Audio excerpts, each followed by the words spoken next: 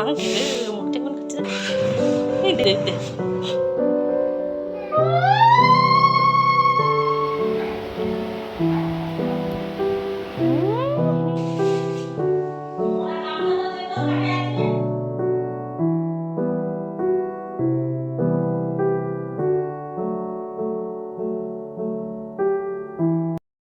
Good morning সবাইকে, আশা করব তোমরা সকলে ভালো আছো।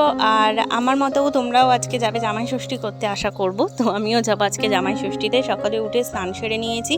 আমার শরীর খুব একটা ভালো নেই, মুখ চোখ দেখে কি তোমরা বুঝতে পারছো? প্রচণ্ড জ্বর কাল রাত থেকে।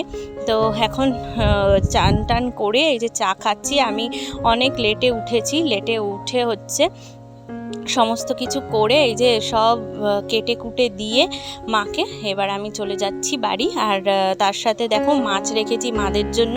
আজকে আমার ননদেরও যাওয়ার কথা ছিল, কিন্তু ও যেহেতু যাবে না তাই ওর জন্য এই যে ইলিশ মাছ আর চুনো মাছ কিনে দিয়েছি।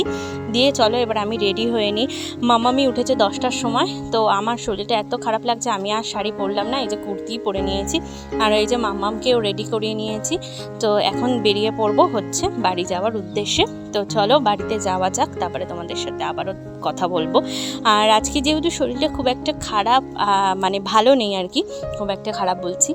আর এত গরম, সত্যি কথা বাড়ি যেতে ইচ্ছাও করছিল না। আর সেরকমভাবে মা এই গরমে কিছুই তেমনি আয়োজন করেনি। আর মাকে বলেছি খুব একটা বেশি কিছু আয়োজন করতে না। আর যেহেতু আমার দিদি এইবারে আসছে না, আমি একাই আসছি, তাই সেভাবে মাকে বলেছি খুব একটা বেশি আয়োজন করার দরকার নেই। আর যেটা নিয়ম আমাদের, যে ষষ্ঠী পুজোটা মা করেছে, আর তার সাথে এই যে আম দুধ চিড়ে মুড়ি মিষ্টি এইসব দিতে হয়, দই চিড়ে, তো সেগুলোই নিয়মের জন্য জামাইকে দিচ্ছে। আর আমি বলেছি আমাকে তো দিওই না, তাও মা জোর করে একটু দিয়েছিল। তো তারই হচ্ছে প্রিপারেশন করছে। আর আমিও এসে মানে ভূমিকে জল টল খাইয়ে এই যে বৌদিও পুজো টুজো করেছে, আমার বাবার মাথায় জল দিয়েছে। তো ও তো যায়নি, কারণ দাদা নেই, ওদের আগেই অ্যাডভান্স ওরা ষষ্ঠী সেলিব্রেট করে ফেলেছে। তো ও আজকে বাড়িতেই আছে, ভালোই হলো, একসাথে আনন্দ করা যাবে। আনন্দ বলতে খুব আয়োজন আনন্দ সেরকম না। বিকেলে আমার দিদার বাড়িতে আবার নিমন্ত্রণ আছে, তো সেখানে খাওয়া দাওয়া আছে। আর রাতের বেলা তাই মাকে বলেছি দিনের বেলা মাকে বলেছি অল্প করে আয়োজন করতে, কারণ দিদা আবার রাতের আয়োজনটা করেছে তার জন্য। আর এই দেখো ওর বাবার থালি একদম রেডি। তো ওর বাবাকে এখন আশীর্বাদ করে খেতে দেবে। তো চলো আমিও বসে পড়লাম শাড়ি টাড়ি পরে। আর অবস্থা দেখেছো, ঘেমে নিয়ে আমরা সকলে একসার। আর মাম্মামও আমাদের মাঝখানে বসেছে। মাম্মামের এই দ্বিতীয়তম ষষ্ঠী বলতে পারো। তো ষষ্ঠীতে আসা, ও তো আগে মানে সেরকম কিছু বুঝতো না, এবারেও সেমন একটা বোঝে না, কিন্তু ভাবছে বাবাকে কেন এত পুজো পাঠ করছে, সেটাই ভাবছে। তো চলো, আমি তো এবার মাথায় জল নিতে পারবো না, কারণ আমার শরীরটা ভালো নেই। তো আমি ভেবেছিলাম এইবার বাড়িতে ষষ্ঠী পুজোটা করা শুরু করব। তো সেটাও করতে পারলাম না, কারণ শরীরটা অসুস্থ, তার জন্য। আর খালি ভূমি আর ওর বাবার মাথায় জল দেওয়া হলো। আর এদিকে হচ্ছে এবার ভূমিকে একটু ওর দিদা আশীর্বাদ করছে, ছোট্ট ভূমিকে ওর মাথায় এনেই দ্বিতীয়বার জল দিচ্ছে।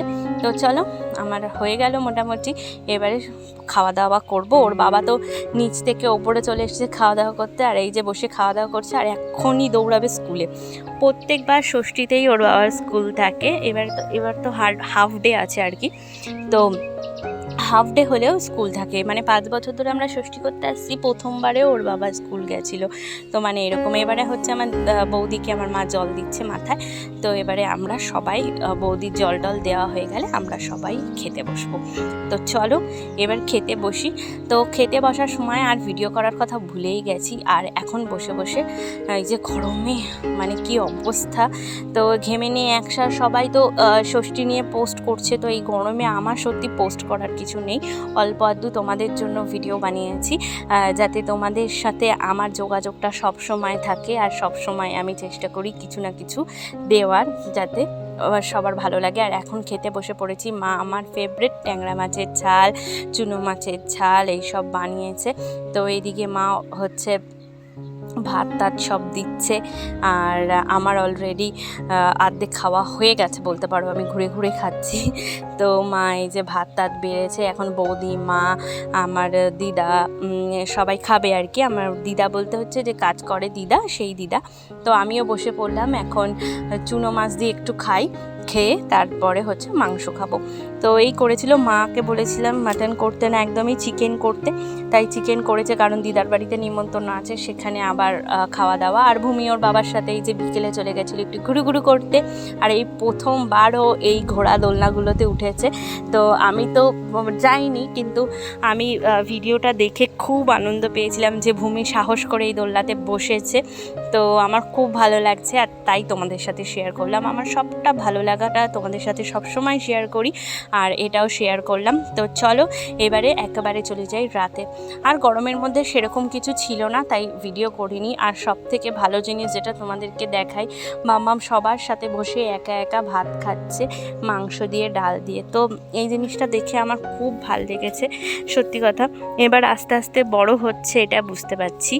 আর এখন একা একা খেতেও পারছে। তো ভাবছি ওকে এবার করে একা একা একবার করে খেতে দেব, যাতে ও চিবিয়ে খাওয়া বিষয়টা, বিশেষ করে চিবিয়ে খাওয়া বিষয়টা যাতে খুব ভালো করে শেখে। না হলেও না মানে গিলে গিলে খায়, চিবিয়ে ঠিক একটা খায় না। আর তোমাদেরকে দেখাই, আমি যে দিদার বাড়ি এসেছি, সেই দিদার বাড়িতে এত সুন্দর আম হয়েছে, আর এই সময়টা এত সুন্দর একটা ঠান্ডা হাওয়া আর অল্প অল্প বৃষ্টি পড়ছে, ভীষণ ভালো লাগছে। তাই তোমাদের সাথেও শেয়ার করলাম। আজকের ভিডিওটা বড্ডই ছোট, আশা করব তোমাদের ভালো লাগবে। ভালো লাগলে প্লিজ পাশে থেকো, সাথে থেকো, অনেক অনেক শেয়ার করো। আর কদিন ধরেই ভিডিও খুব একটা দিতে পারছি না ভালোভাবে। তো তোমরা ভালো থেকো, সুস্থ থেকো। কালকের ভিডিওতে আবার তোমাদের সাথে দেখা হবে।